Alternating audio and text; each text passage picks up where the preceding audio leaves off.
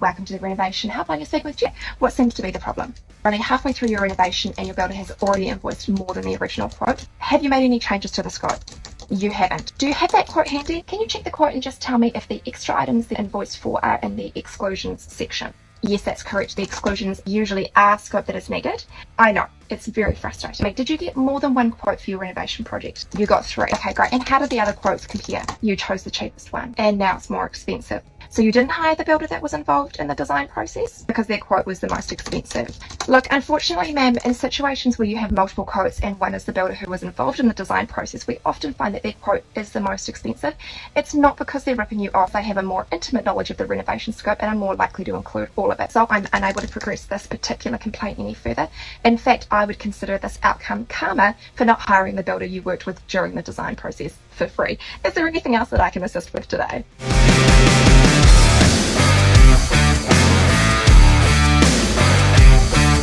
G'day everyone, welcome back to another episode of Level Up. We are in the office today because we've got an international guest coming all the way from New Zealand. As usual, we're going to have another cracking episode. I'm actually pretty pumped about this one. I've been driving around my job sites all morning and getting all ramped up because I believe we've got the funniest person in the construction industry with us today. Because I know my wife actually introduced me to our guest today, and every time I see her videos on Instagram, I just absolutely piss myself laughing. So massive warm welcome to Jen Jones. How are you? Good, really good. Thank you. Thank you for having me. Look, you really make me laugh. Like, I'm looking forward to today's conversation. I know it's not all fun and games. You have a professional background, so I'd really like to deep dive into that and talk more about that. But can I start off like how did you, I guess, start using comedy to get your message across? Because I think it's fantastic. Yeah, thank you. I just honestly, Instagram content can be so stale when you're trying to make it informative. And I just wanted to create content that would get a message across. And the easiest way to do that is to layer in humour. And I have absolutely no shame. So I just thought, fuck it, I'm going to give this concept a nudge. I'm going to see if it sticks. And it has. So I've done quite a few editions of the Jen's Reno helpline now, and they go quite well. That Jen's Reno helpline is hilarious. Like the way that you do it is just bang on. Like, it is 100% accurate, but with that comedy in there, it just I absolutely love it. And like I said, there's been a few of your videos that I've had tears rolling down my eyes. So anyone that hasn't checked out Jen's videos on Instagram, go and check them out. They're hilarious. But tell us a little bit about your background, because it all hasn't always been funny. Well, I mean, I've had to layer in banter for most of my career just to survive, to be honest, as you can probably imagine, as a young blonde female in construction. I do think it's a lot easier these days for young women, and it's a lot more common for us to be in the sector. But yeah, 10, 15 years ago, definitely a bit of a slog to get started. And I've had to let a lot of shit just roll off the back, particularly in those first few years in the industry. Otherwise, I don't think I would ever have survived, to be honest. Yeah, look, this really amazed me. And it's something, I'm definitely a big advocate for. I think women play a massive role in our industry. I think you bring so much more talent to the table, different opinions, like all those types of things. Like I say it all the time. Like I think you're aware. Like my business partner in my training business is Amelia Lee. Like, I have my wife and an account manager in my office. Like, my businesses definitely wouldn't be where they are if it wasn't without having females around me. I don't know, like you had, like I said, you had so much more value. You bring a different opinion. Like, I know back in the day when we were running a shit show, like everything would just get under my skin and piss me off. And like the way my wife deals with that side of it is very different. So she's like calms the client down and gets everything nice and rosy again. That doesn't happen now because we're running a really good business, but women have so much to offer, and yet you really don't get too much respect. Like, I think obviously it has come a long way, but the industry's still got a very long way to go. Yeah. I think you can say what you want about, feminism and equality, but the fact of the matter is that men and women are made differently. We have different skill sets. We are genetically predisposed to being better at certain things, and organisation is really a big part of that, which plays in quite strongly to my role as a project manager. But yeah, I mean, I've had some really interesting things said to me. I guess the good thing about New Zealand as a country, and particularly within the construction industry, is that it is reasonably small. So once I was able to break into it and earn that respect, it was a lot easier because I was quite often working with a lot of the same people from project to project, no matter which company that I worked for, and already having those relationships established, just like anybody else in the industry, to be honest, but already earning that respect and the fact that I had capability and people wanted to work with me really helped me to then build my career beyond that point. But yeah, the first few years were tough. I think one of the most memorable things that someone said to me, and he was probably in his 50s maybe, Pakeha, large one of New Zealand's largest construction companies is who he worked for. And I just remember him saying to me, "No one's ever going to listen to a silly little girl like you." And you can probably imagine from my personality, from what you've seen on social media, that just generated a fiery rage within me to be like, "Do you know what, fuck you, I'm going to prove you wrong."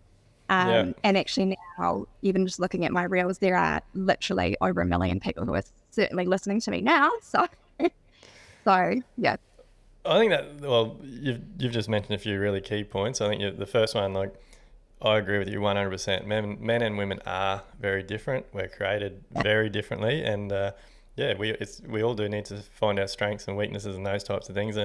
But together, like, we all have a role to play, and female definitely can add a lot of value. But what you were just saying then about how that lit a fire, I think that is really important. Like, so many people would maybe get told that, and that would ruin their entire career and possibly their life, and they'd still stay sheltered under, like, hidden away from things, whereas you've used it as a superpower and just skyrocketed because of that frustration, I guess. So look, I don't know, I think men need to think a bit differently about the way they communicate sometimes, but everyone's got their place. So that's the worst thing you've been told. Like, what's the best thing? Like, obviously you've had some great feedback over the years. What's the best thing you've been told?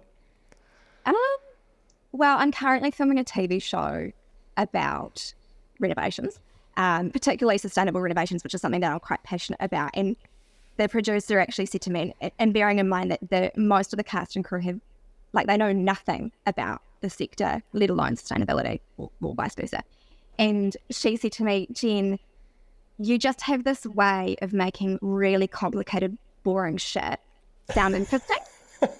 And I thought, do you know what? To me, that's actually a massive compliment, because so much of what I do is communication and, translating technical information into a really simple, easy to understand way, for homeowners to be able to understand and get through that process. And not everybody can afford to hire a project manager and actually have me do the job for them. So it's really important that I can communicate information with, particularly my Instagram community, because that's the only source of help they have through that process. So to me, that was a huge, huge compliment, and definitely some of the best feedback I've ever had. Yeah, I think that's fantastic. But the way you do your videos on Instagram, like, you're breaking the ice.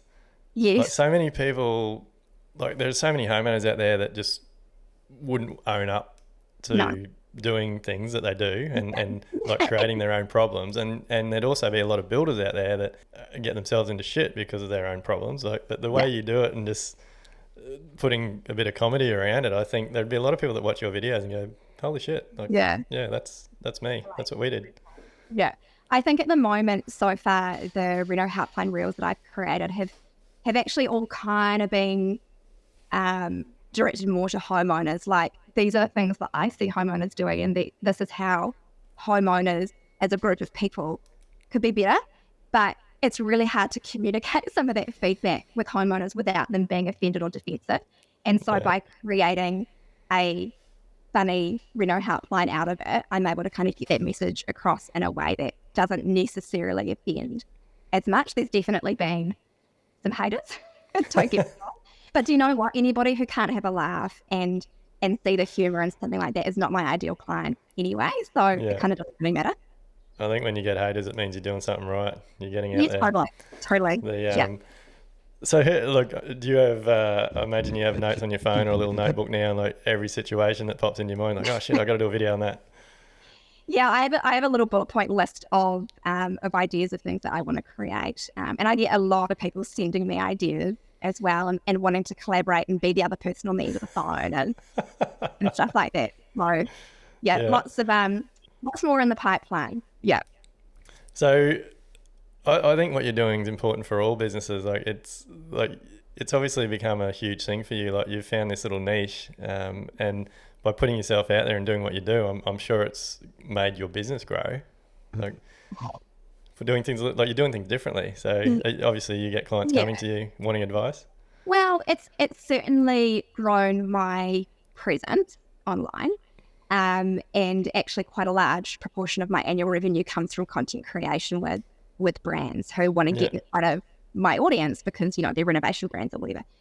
So it definitely falls in quite nicely to that. And it's really important to me in business, and it should be for most people in business, to have a diversified revenue stream. So, I've got my direct clients, which I'm quite selective about because I'm able to be, because I have these other forms of revenue. I've got my own podcast, which is a form of revenue. I've got I created all these online resources for homeowners, like ebooks and templates and checklists and my e-course and stuff like that. And then I've got this sort of these brand partnerships. So, I guess in an indirect way, my organic content, which is the stuff that's not paid for by brands, my organic content has helped to build my profile and make me a more attractive person to partner with, which means that I can strengthen those other streams of revenue, which is a really cool thing, and it happened totally by accident. Yeah, well, I think it's fantastic, and I think it's an important point for anyone in our industry. That's like, I'm a big fan that you've got to create a brand. It's quite I find it amazing. It seems like in the last couple of years, like the most powerful and I guess profitable brands are personal brands. Totally. Like, people want to see, like, people want. I think it's because with, like, I know from everything we're doing and putting out there, and we're by no means huge. People can connect. So, like, I think by building your own personal brand, you attract like-minded people. So everyone that you end up having around you and working with is very similar. So you're working, like, I know, I'd love to hear your experience, but like my experience now with my building business, with our training business, with our quoting business, like everything we do, I just love it. Like, the people around me are around me because they value what I'm doing, and they're on the same page. Right. So building a personal brand has been incredible for our businesses. So do you find that same sort of thing? Yeah, absolutely. When I originally started my business, I was actually on maternity leave from my previous salary job, and I had this idea of using my 12 months of maternity leave to test out this business concept and see if it had legs and had a future before I went and resigned and gave up my very cushy salary for the main contractor that I worked for. And through that process, I put none of me on social media because I didn't want it to get back to them. I didn't want them to know. And the day that I resigned and started showing up on social media, the difference in engagement and content and my ability to then actually launch all my renovation resources and convert those was incredible.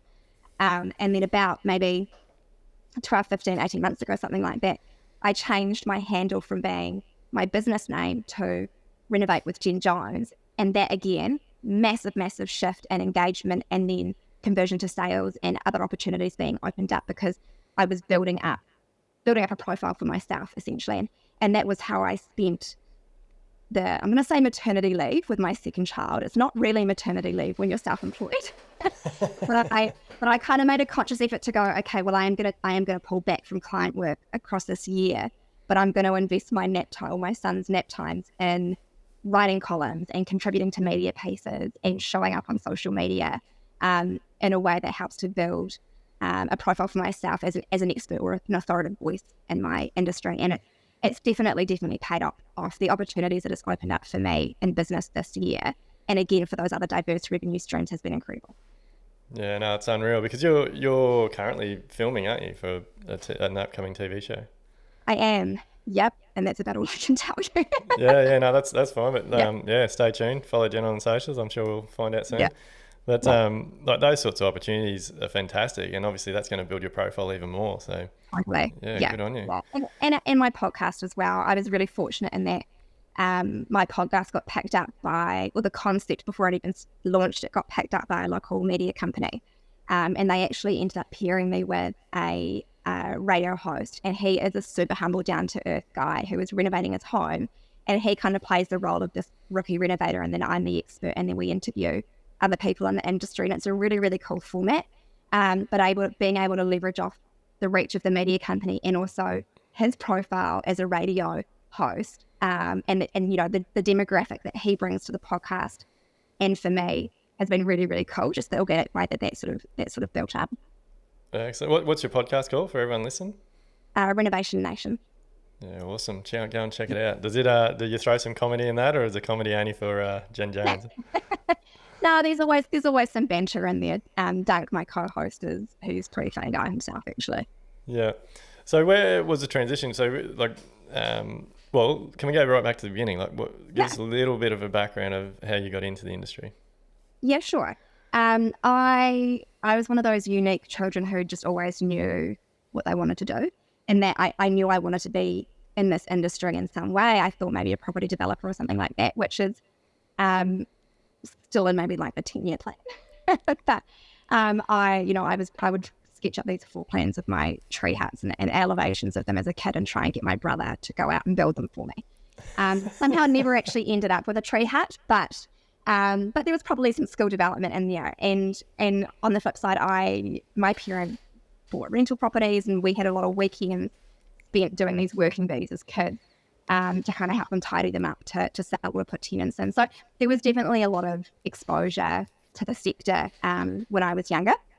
I kind of thought that I would go down the architecture path, but I didn't get into architecture school. There's only a limited number of places in New Zealand, and I just did not make the cut.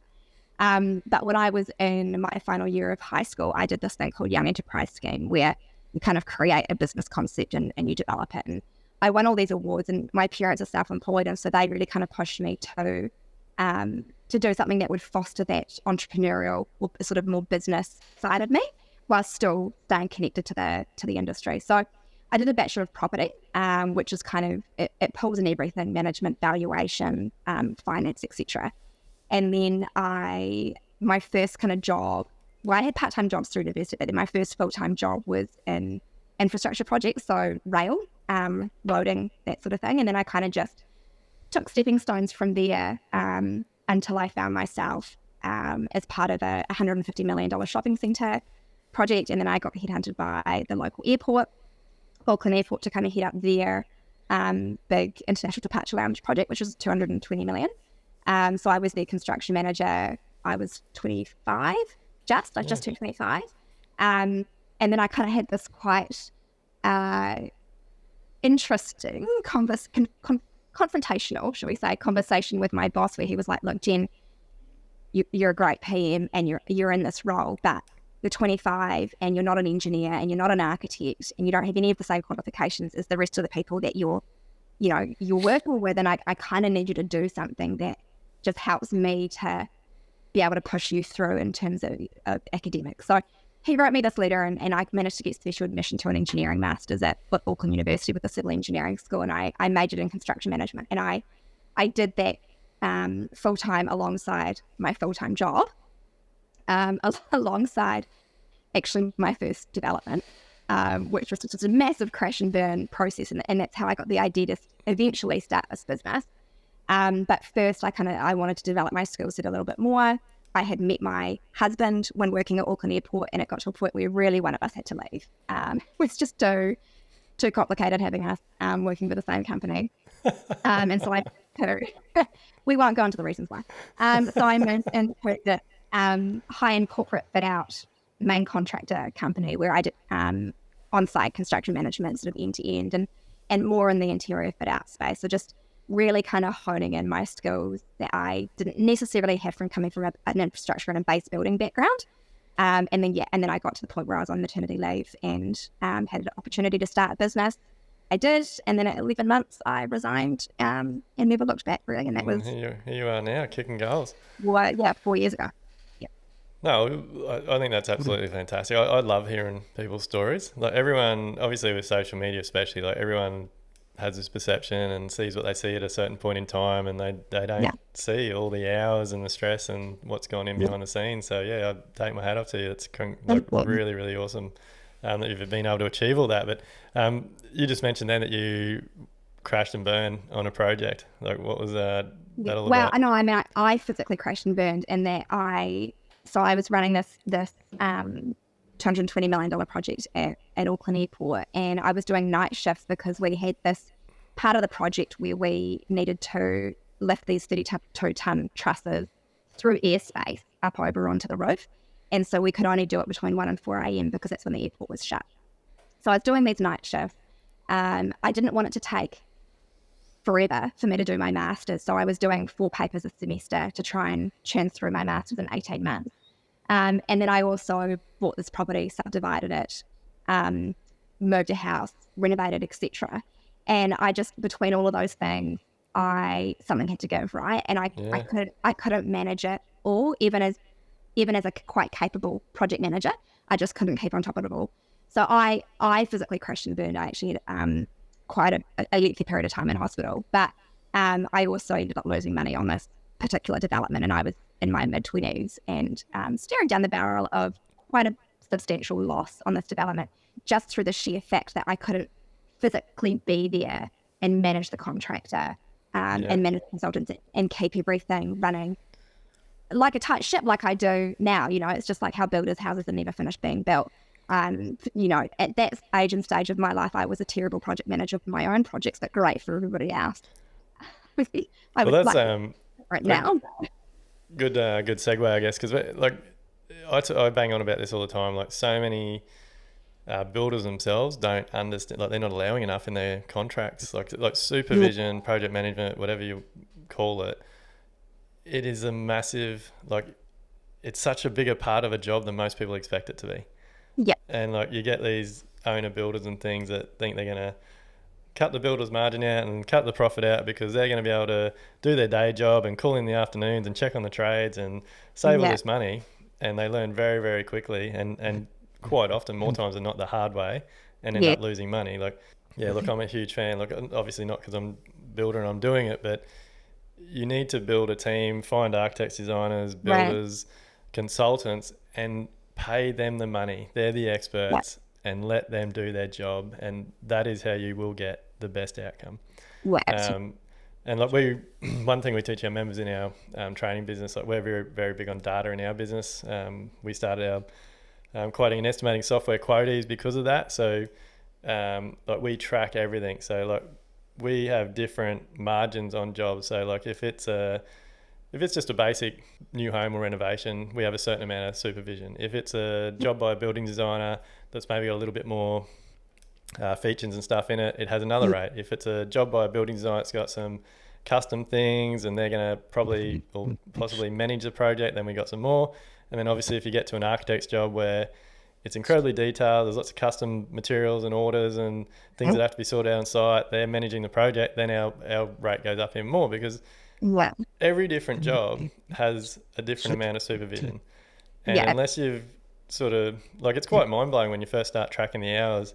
And like, I'm not sure if you've heard me bang on about, like, we have this process now called the PAC process, paid as a consultant. So we get involved ideally from before the client's even met a designer or an architect, and we create a team and we all go to design meetings, we all sit around a table, we all take notes, we do meeting minutes from everything. And look, the fee we charge for that by no means covers our time, but it gets everybody involved. And from doing that process now from its initial concept 7-8 years ago to now, it's obviously evolved a lot. But I spend more time in that preliminary stage now prior to signing a contract than I do once the job starts. My wife runs the admin side, my supervisor runs the site, and things just flow. But there is so much organisation in that first part. And like that planning phase is absolutely critical. And some of my most productive meetings are ones where I've got an architect, a builder, and a structural engineer in one room. Like, you know, you can create beautiful solutions to home Yeah. when you actually put all of those brains in one space. And for me, usually I'm the first person that a client comes to. Sometimes I'm introduced by other parties, but normally clients know who I am, and so they come to me first, and then I've got my team of kind of preferred architects and consultants and builders, and I match them to the client, and then I run essentially an ECI, an early contractor involvement process. And then when it comes to pricing the construction, we do progressive pricing, but when it comes to locking down the contract sum for clients, you know, you're talking about how much management time do you need. So my scale for that and how I help my builders to set their PNGs is how wounding is the client. Because if they're not too bad, then you can lower that PNG. But if they're really, really punishing human beings, then you want to scale that PNG up just to make sure that you can cover your time. Because it's going to be fucking calling you every time. Like, there's this area close to where I live called Herne Bay, and it's a very premium area. You know, you don't really get much for less than $3 or $4 million. And unfortunately, well, I shouldn't say this, but where a lot of my clients come from, I call them the housewives of Herne Bay, and they are generally they have a lot of free time. They like their athleisure wear, and they like to treat me as their PA. So the PNG percentage for them is quite a lot higher than some of my other more conservative and understanding clients. Yeah. Oh, look, I'm hearing you different different clients. And again, so do you, like, one thing I'm really big on now, like and the reason I believe in our preliminary concept or process so much is it gives you opportunity to build a relationship and get to know the client before we go signing a building contract. Yeah. And look, we've definitely had clients that match what you just spoke about, that are just, they don't take our advice. They think they know everything. And we've definitely had a few processes that we've had to say, look, we're really sorry, but we can't continue to work with you. Like, if it's... I fire clients. I don't do egos. I don't do arrogant. It's just that punishing client scale, to be honest, I don't really even have to put it into play that often because I've now been in business long enough, which I'm sure you have as well, that you can see those red flags quite early on. And if you start that process early enough on with a client, even as a builder, then you see it before you get to construction, and it's quite often better off just handing that over. Yeah, well, we're definitely at a point now where even from the initial inquiry, if you can sort of pick up on a few little things that they say or want, and I think it's so empowering. Like, how good is it when you, I guess, have a good enough business, good enough reputation, you believe in what you deliver, you believe in what you do, that you can say, oh, look, sorry, you're not the client for us. Yeah. And also just to be in a privileged enough position to be able to have the ability to choose. Do you know what I mean? Like, you've got enough business that you can turn clients away. Whereas when you're quite new in business, you kind of take on every opportunity that comes because you're trying to build up that revenue source and that forward workload. But there eventually does come a time where you need to be a little bit more selective, and how amazing to be in a position where you can be. Yeah, I think it's an absolute game changer. Like, people, and I don't know, I'm not an airy fairy type person, but I do, or woo woo type person, but I do believe now that the client, for every client that you say no to, it opens a door for another brilliant one. Absolutely, you're just making space for someone. Yeah, and so many, and look, I was caught in that situation for years where you think you have to take on every single job that crosses your desk because you need the cash flow, you need to keep your team busy, but in reality you don't. Every one that you say no, well, I just follow my guts now. Like, my gut says no. Yeah, intuition's a very intelligent thing. Yeah, we just got to learn to use it. Yes. But, look, I think it's absolutely fantastic what you're doing. I love that you bring the comedy to it, and I love that you've been in the trenches. Like, you've had the professional, you've got all the experience, and like, I find that just awesome that you're able to put the comedy to it, even though you've actually been in the trenches. You've got that really experienced background. You've done all your training, and you've got all these acknowledgements, and yet you can still sit in front of a camera and make fun of it. So why though, right? Because I've got that experience, and I see consistencies, and I've experienced them, and that's why I'm able to create, the storyline that I can put into a renovation helpline or whatever. Yeah, and no no, like the haters can't give you shit because it's not like you're sitting here telling I can, like, yeah. yeah, And like people trying, I remember on one of the ones that went, it's probably the one that you first saw, which went viral, and it's over 1 million views worldwide. And there were quite a few people kind of commenting on it, going, you know, what the fuck, blah blah blah, whatever. And the thing is that like half the fucking industry would come down on every single hater. Like I didn't even need to step in because yeah, everybody else would be like, you know, would kind of step in and be like, no, she's 100% right. Like, fuck yeah. off. Basically, and single people that were trying to pick an argument or shit all over what I was doing. I just had, you know, there's swarms of people backing me. And even if I did comment, you know, I'd get like 1,000 likes and then I would never get a reply from this person. I'd just kind of drift off into the background. So no, it's really cool. I think it's fantastic. And look, to be honest, I've shared a couple of your videos and I've shared them because they're things that I haven't had the balls to say myself. So I've just shared your video. Take the feedback actually. And I think that's really cool because the other thing as well, I guess, is that I'm kind of, I don't know how you've put it.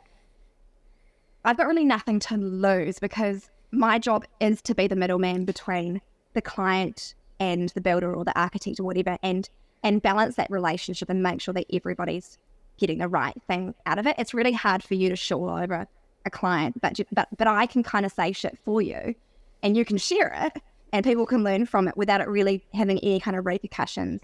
For me, I'm not the tradie or I'm not the architect. And because I literally see every part of that process as well. Yeah.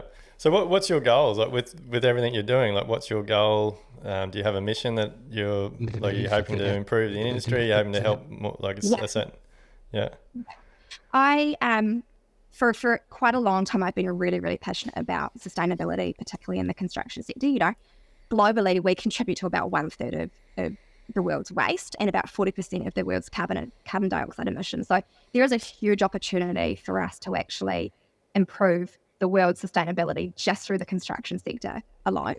And I really want to be able to use my profile to improve that and to help people make more informed decisions. And I think a big part of, or a big issue with even just talking about sustainability or being environmental or whatever to homeowners is that they kind of associate it with fringe living or compromise, like they have to live off grid or they have to, I don't know, if I can collect rainwater or something. But there's actually so many other ways that you can be sustainable in construction. And it's not even just the construction process. It's like about what are we creating in the home? What's the longevity and the maintenance cost at the home? And so for me, like to be able to build up this profile as an expert voice in my field, even if it is through comedy, one of the things that I find quite a privilege is to then be able to leverage that following to create noise about this problem and how we can create solutions for it and get in front of those people that are following for other reasons. So it's definitely about creating a little bit of balance in the type of content that I push out. So there's the funny stuff to kind of keep people engaged,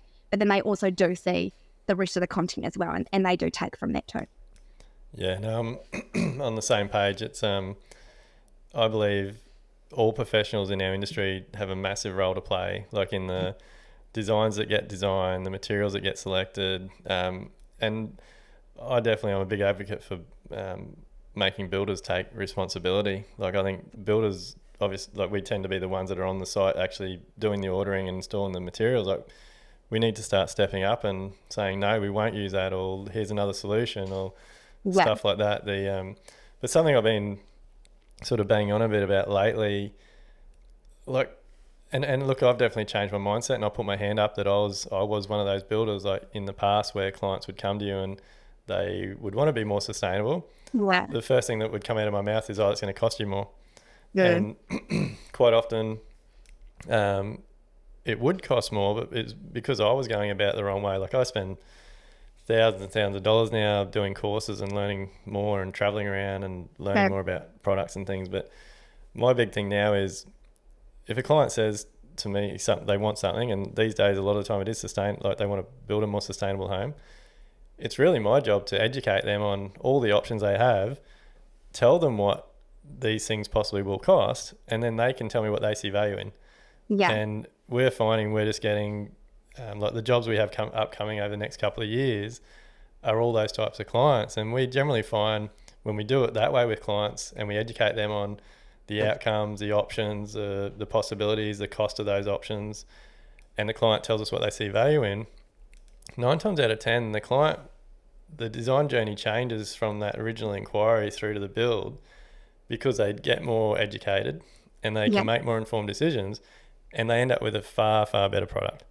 Yeah. And rather than getting the $80,000 kitchen, they cut that back to $20,000 or $30,000, and they will choose to buy more sustainable products or change the design a little bit or turn the orientation or put big eaves on or get better quality windows, whatever it may be.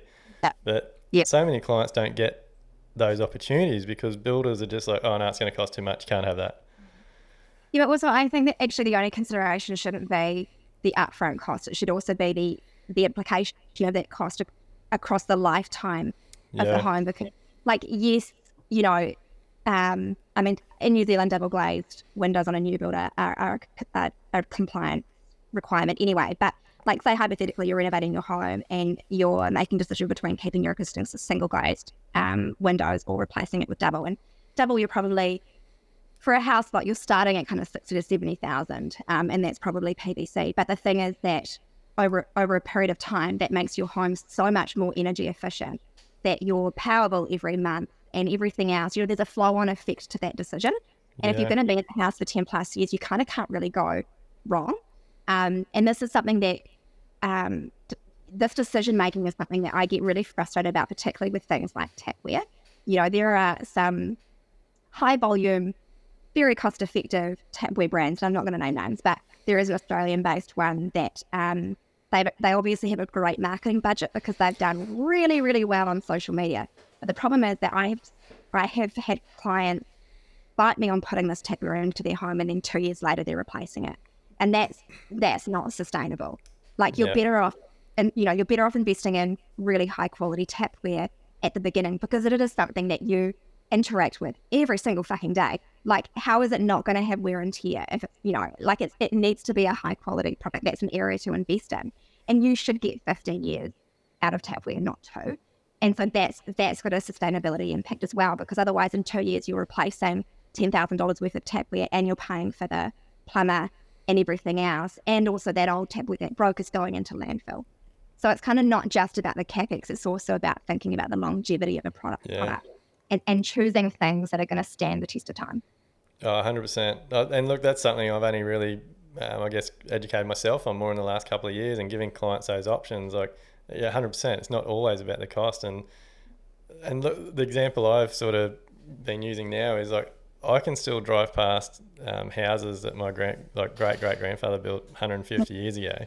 And yes, they might not be the most energy efficient houses, but they were built well, great old hardwood. They, like typical Queenslanders, big overhangs, like all those types of things. So one thing that really frustrates me now, I'm not sure if it's the same in New Zealand, but like a lot of the volume builders over here in Australia, like the houses are only designed for like 25 to 30 year lifespan. Like, and they put some solar panels and a water tank on them, sell them as a sustainable house. And like, how the hell is a house that will get put in the ground in 30 years time sustainable? Yeah. Like, why aren't we should be building homes that last 100 years. Like, absolutely. Yeah. It's not. I apply in a much more simple context. I apply the same philosophy to furniture. Like, I would much rather go and buy a solid timber piece, like, you know, side table or a set of drawers or something like that, and sand it back and refinish it, than go and buy a kit set MDF or particle board piece of shit, basically. Put it together, it's probably going to start to swell and look really rubbish in probably less than a year, to be honest. But a solid piece of timber furniture that's already survived for 50 years is easily going to survive for another 50 years. And quite often you can pick them up secondhand for much less than you can buy a kit set piece of furniture, and you're going to get a lot more out of it. Not to mention things like VOCs, you know, like the chemical glues and things that they use in these products. And it's because the exact same philosophy as like you say, a well-built solid timber home versus these volume builders. And I've got a whole heap of things to say about volume builders.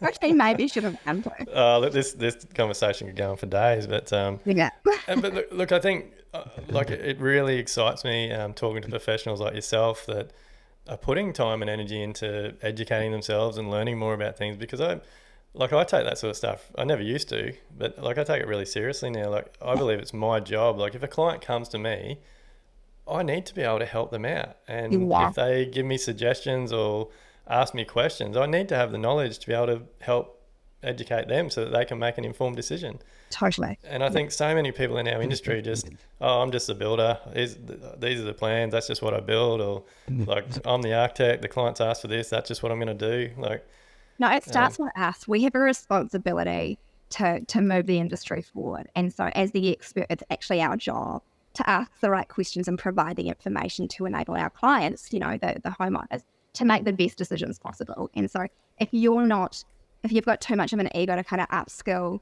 yourself and make yourself available to that for clients, then as far as I'm concerned, you're not going to survive in the industry.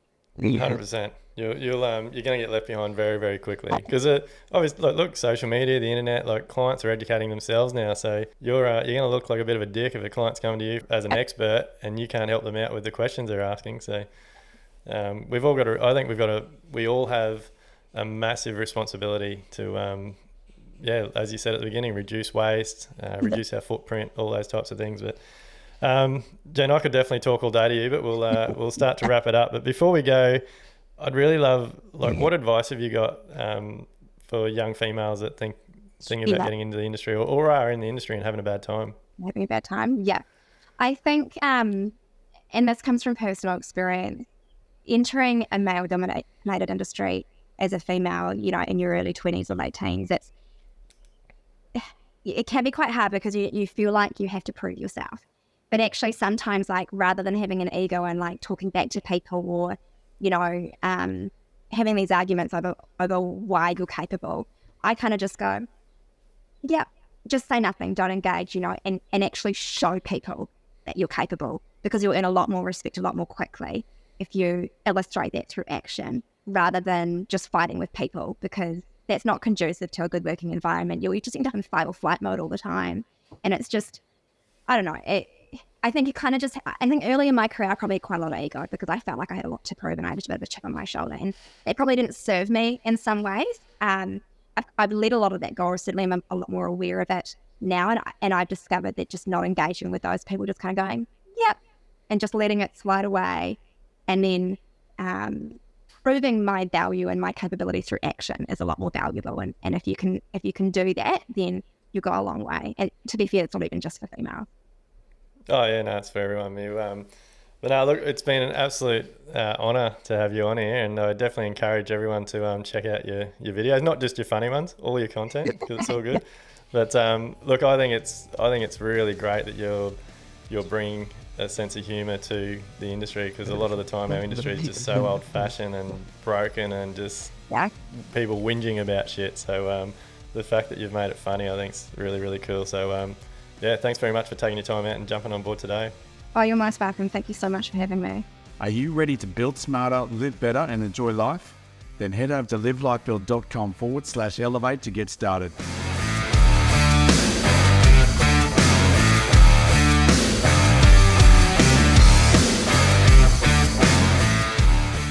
Everything discussed during the Level Up podcast with me, Dwayne Pearce, is based solely on my own personal experiences and those experiences of my guests.